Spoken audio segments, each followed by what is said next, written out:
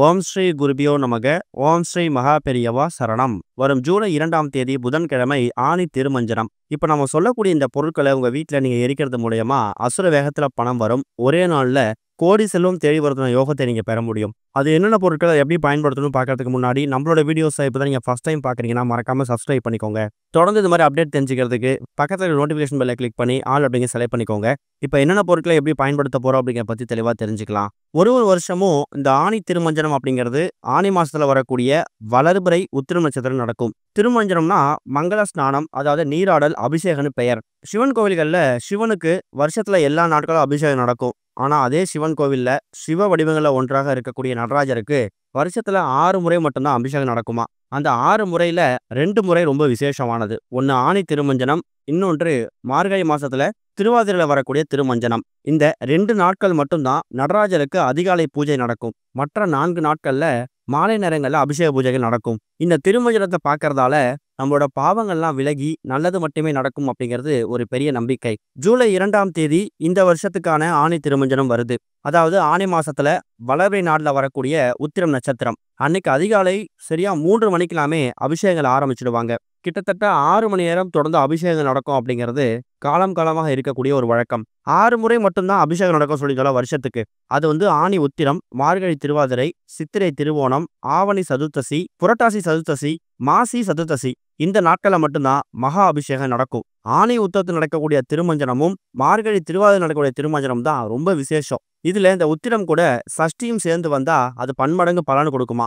உங்க வீடு பார்த்துருக்கக்கூடிய சிவாலயங்கள்ல நடராஜருக்கு ஆனி திருமஞ்சனத்தன்னைக்கு எத்தனை மணிக்கு அபிஷேகம் நடக்குது அப்படின்னு தெரிஞ்சுக்கிட்டு அதுல போய் கலந்துக்கோங்க. கூடுமான அளவுக்கு அதிகாலையில அபிஷேகம் நடக்குதுன்னா அதுல போய் கலந்துக்கிட்டு அந்த அபிஷேகத்துக்கு தேவையான பொருட்களை வாங்கி கொடுக்கலாமா அப்படின்னு கேட்டு நீங்க தாராளமா வாங்கி கொடுக்கலாம். 3 மணிக்கு அதிகாலை ஆரம்பிக்கக்கூடிய இந்த ஒரு அபிஷேகம் தொடர்ந்து 6 மணி நேரம் திருநீர், பால், தயிர், தேன், பஞ்சாமிர்தம், சந்தனம் உட்பட எக்கச்சக்கமான பொருட்கள் எல்லாம் அபிஷேகம் பண்ணுவாங்களாம். காலையில 10 மணி அளவுக்கு நடராஜருக்கு திரு ஆபரணங்கள் அணிவிக்கப்பட்டு சிறப்பு அலங்காரம் நடத்தப்பட்டு ரகசிய பூஜை நடத்தப்படுமா. அதுக்கப்புறம் நடராஜ மூர்த்தியும் சிவகாமி அம்மையாரும் ராஜசபையிலிருந்து சிற்சபைக்கு வந்து எழுந்தருளி பக்தர்களுக்கு காட்சி கொடுப்பாங்க, தரிசனம் கொடுப்பாங்க. இதை பார்க்கறதுக்குன்னே பல்லாயிரக்கணக்கான பக்தர்கள் வந்து நடராஜரையும் சிவகாமி அம்மையாரும் தரிசனம் பண்ணிட்டு அவங்க பாவங்களை போக்கிட்டு போவாங்க. உங்க வீட்டில் நீங்க என்ன மாதிரி பூஜைகள் செய்யலாம் அப்படின்னா, அதிகாலை எழுந்து சுத்தமா குளிச்சுட்டு வீட்டோட பூஜையில சுத்தம் பண்ணிடுங்க. நிறைய பேர் வீடுகள்ல இந்த நடராஜர் சிலை வைத்திருப்பாங்க. அவங்கெல்லாம் தாராளமா இந்த மங்கள ஸ்நானம் அப்படின்னு அழைக்கப்படக்கூடிய இந்த அபிஷேகம் இருக்குல்ல, மகா அபிஷேகம். இப்ப நம்ம சொல்லிக்கக்கூடிய இந்த திருநீர், பால், பன்னீர், சந்தனம் இந்த மாதிரி பொருட்களை கொண்டு நடராஜ சிலைக்கு அபிஷேகம் பண்ணி பூஜைகள் நடத்தலாம். இல்ல சிலை இல்ல வெறும் போட்டோ மட்டும் தான் இருக்குன்னா அந்த அபிஷேகத்துக்கு தேவையான பொருட்களை சின்ன சின்ன கிண்ணத்துல வச்சுட்டு அந்த போட்டோவுக்கு கொஞ்சம் கொஞ்சமா தெளிச்சு விடுறதும் நீங்க மங்கள ஸ்நானம் செய்த ஒரு பலனை பெற முடியுமா. இல்ல வீட்டுல நடராஜர் போட்டோ சிலையே இல்ல, வெறும் சிவபெருமான் போட்டோ மட்டும் தான் இருக்குன்னா அதை பத்தி நீங்க கவலைப்பட தேவையில்ல. சிவபெருமான் போட்டோ சிலைக்கு முன்னாடி ஒரே ஒரு தீபம் ஏற்றி வச்சு அது நடராஜரா பாவித்து ஆனி திருமஞ்சனத்துல வணங்குறதால வீட்டுல இருக்கக்கூடிய எல்லா கெடுதல்களும் நீங்கும். நடராஜரை வணங்குறதால பல நல்ல விஷயங்கள் ஏற்படும். அதுல குறிப்பா கணவன் மனைவிக்கிட்ட இருக்கக்கூடிய கருத்து வேறுபாடு நீங்கி ஒற்றுமை மேலோங்கும். இன்னொரு பக்கம் கெட்ட சக்திகள் எதுவா இருந்தாலும் அதை நடராஜர் காலில் போட்டு பொசுக்கக்கூடியவர்.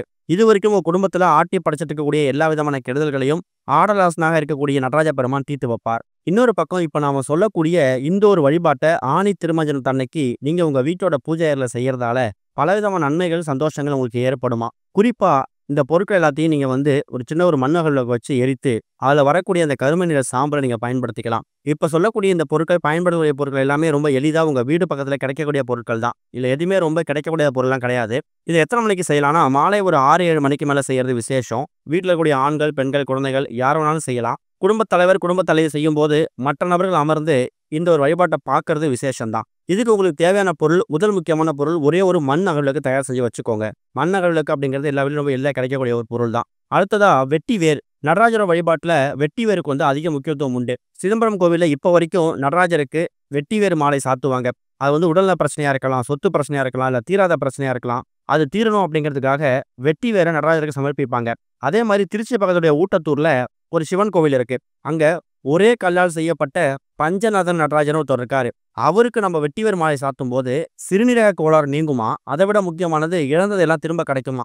அது இழந்த பதவியா இருக்கலாம், செல்வமா இருக்கலாம், உங்களோட வேலையா இருக்கலாம். இழந்த பொருட்களை மறுபடியும் கிடைக்கணும்னா நடராஜ பெருமானுக்கு வெட்டிவேர் மாலையை வாங்கி சமர்ப்பிக்கலாம். அந்த அளவுக்கு சக்தி வாய்ந்த அந்த வெட்டிவேர் மாலை செய்ய பயன்படுத்தக்கூடிய வெட்டி வேர் இருக்குல்ல, அதை ஒரே ஒரு வேர் சின்னதா இருந்தா கூட போதும். அடுத்ததா ஒரே ஒரு வில்வ இலை.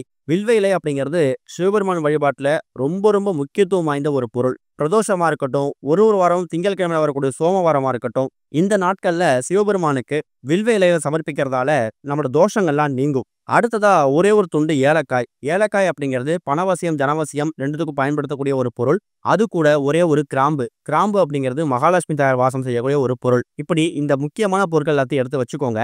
வெட்டிவேர் அப்படிங்கிறது நாட்டு மருந்து கடைகள்ல கிடைக்கும். விலையும் ரொம்ப கம்மி தான். 100% நாட்டு மருந்து கடைகள்ல வெட்டிவேர் கிடைக்காம இருக்காது. நெறைய பேர் வீட்ல அவங்க கிராமத்துல இருந்தாங்கன்னா, அவங்க வீடு பக்கத்துல வயல்வெளில பார்த்தீங்கன்னா, தாராளமா வெட்டிவேர் கிடைக்கும். அவங்க இலவசமா கூட எடுத்துக்கலாம். அப்படி ஏதாவது வெட்டிவேர் கிடைச்சா கூட நீங்க ஃப்ரெஷ்ஷா எடுத்து வந்து வச்சுக்கலாம். அப்படி வெட்டிவேர் ஃப்ரெஷ்ஷா கிடைக்காது அப்படிங்கிற பட்சத்துல, தாராளமா நாட்டு மருந்து கடையில வாங்கிட்டு வந்து வச்சுடுங்க. வில்வ இலைகள் அப்படிங்கிறது நெறைய பேர் வீடுகள்ல கோவில்ல பக்கத்துல வில்வ மரம் கிடைக்கும். வில்வ இலை கிடைக்கும். இல்லன்னா சிவன் கோவில்கள்ல திங்கட்கிழமைகள்ல வில்வ இலை வாசல்ல விப்பாங்க. கோவில் வாசல்ல. அத வாங்கிட்டு வந்து பத்திரப்படுத்திட்டு, நீங்க ஆணி திருமஞ்சனத்தோட பயன்படுத்திக்கலாம். கிராம்பு, ஏலக்காய் தினமும் நீங்க பயன்படுத்துறது வீட்ல இருக்கக்கூடிய பொருள். அதையே எடுத்து பயன்படுத்திக்கோங்க. இது கூட கடைசியா ஒரே ஒரு துண்டு கற்பூரம். பச்சை கற்பூரம் கிடையாது. சாதாரணமா தினமும் நீங்க கோவிலுக்கு பயன்படுத்தக்கூடிய சூடமேத்தக்கூடிய கற்பூரம் தான். இப்படி எல்லா பொருட்களையும் அந்த சின்னதா மண் அகலுக்கு வச்சிருக்கீங்கல்ல, இத உங்க வீட்டோட பூஜை அறையில செஞ்சாலும் சரி, இல்ல வீட்டோட மெயின் ஹால்ல உட்கார்ந்து செஞ்சாலும் சரி, கற்பூரத்தையும் அதுல வைத்திருக்கக்கூடிய அந்த வில்வ இலை, வெட்டிவேர், ஒரே ஒரு துண்டு கிராம்பு, ஏலக்காய் இது எல்லாத்தையும் வச்சுட்டு, அந்த கற்பூரத்த லைட்டா எரிய விடுங்க. எரிய விடும்போது அதுல ஒரு ஜோதி மாரி வரும். அந்த ஜோதிய நடராஜ பெருமானா பாவிக்கணும். பாவிச்சு உங்க குடும்பத்தோட எல்லா கஷ்டங்களையும் சொல்லுங்க. அந்த ஜோதி எரிஞ்சு முடிஞ்சதுக்கு அப்புறமா அந்த அகலுக்கு அப்படியே பூஜை அறையில பத்திரப்படுத்தி வச்சுடுங்க. சூடு ஆறுனதுக்கு அப்புறமா அதுல ஒரு கருமை நிற சாம்பல் மாரி உருவாகியிருக்கும். அந்த கருமை நிற சாம்பல நீங்க தினமும் பயன்படுத்தக்கூடிய விபூதியில கலந்துக்கிட்டாலும் சரி, இல்லன்னா தனியா ஒரு கிண்ணத்துல சேகரிச்சு தினமும் நெத்தியில விபூதி குங்குமம் இட்டுக்கும்போது, அந்த கருமை நிற சாம்பல கொஞ்சமா நெய் சேர்த்தோ, தேங்காய் எண்ணெய் சேர்த்தோ நெத்தியில இட்டுக்கலாம். ஆண்களா இருக்க பட்சத்துல நெத்தியில, பெண்களா இருக்க பட்சத்துல உச்சந்தலையில தடவிக்கலாம். இது மூலியமா ஆணி திருமஞ்சனத்தன்னைக்கு தயார் செஞ்சுக்கக்கூடிய இந்த ஒரு பசை இருக்குல்ல, இந்த ஒரு மை, இது உங்களுக்கு ஒரு மிகப்பெரிய பாதுகாப்பா அமையும். பார்க்கறதுக்கு ரொம்ப ரொம்ப எளிமையான விஷயம் மாரி தெரியும். இதுல போட்டிருக்கக்கூடிய எல்லா பொருட்களும் சிவகடாட்சம் நிறைந்த பொருட்கள். ஏதாவது நல்ல விஷயம் எல்ல போறீங்க, ஒரு வேலை விஷயம் எல்ல போறீங்க, போகக்கூடிய காரியத்துல வெற்றி உண்டாகணும், இல்ல போகக்கூடிய காரியத்துல வெற்றி உண்டாச்சுன்னா, அது என் வாழ்க்கையில திருப்புமுனை ஏற்படுத்தும்னு ஒரு நம்பிக்கை இருக்கும்ல. அந்த மாரி நேரங்கள்ல தாராளமா இந்த நெத்தியில இந்த பொருள இட்டுட்டு நீங்க போறது மூலியமா நல்லது மட்டுமே நடக்கும். இத தயார் செஞ்சீங்கன்னா கரெக்ட்டா ஒரு 1 மாசம் வரும். அதுக்கப்புறம் மறுபடியும் சிவபெருமானுக்கு உகந்த பிரதோஷ நாள்லயோ, இல்ல மாதம் மாதம் வரக்கூடிய ஏதாவது சிவராத்திரி நாள்லயோ மறுபடியும் இத தயார் செய்து விபூதியில கலந்து வச்சுக்கோங்க. இல்ல தனியா பத்திரப்படுத்தி நெத்தியில இட்டுட்டு வாங்க. பார்க்கறதுக்கு ரொம்ப எளிமையான விஷயம் மாரி இருக்கும். இதன் மூலியமா கிடைக்கக்கூடிய பலன்கள் ரொம்ப பெருசு. சிவபெருமானோட கடாட்சம், சிவபெருமான ஐக்கியம் உங்க வீட்ல இருக்கணும். அந்த நடராஜ பெருமானே உங்க வீட்ல வந்து தாண்டவம் ஆடணும். அது மூலியமா நல்லது மட்டுமே நடக்கணும் அப்படின்னு நினைச்சீங்கன்னா, தாராளமா இத ஃபாலோ பண்ணுங்க. இதுல ஒரு சில பொருட்கள் இல்லனாலும், கண்டிப்பா வில்வ இலை அப்படி இல்லன்னா வெட்டிவேர் ஏதாவது ஒன்ற பயன்படுத்தக்கு முயற்சி பண்ணிடுங்க. நல்லது மட்டுமே நடக்கும். அது கூட புதன்கிழமை அப்படிங்கிறதால பச்சரிசியையும், சிவபெருமானுக்கு உகந்த ஆணி திருமஞ்சனம் அப்படிங்கிறதால பச்சை பயிரையும் தானமா குடுங்க. பச்சை பயிறு, பச்சரிசி இந்த 2 பொருட்களையும் ஆணி திருமஞ்சனத்துக்கு தானமா குடுக்கறதும் ரொம்ப விசேஷம். ஓம் ஸ்ரீ குருபியோ நமக. ஓம் ஸ்ரீ மகா பெரியவா சரணம்.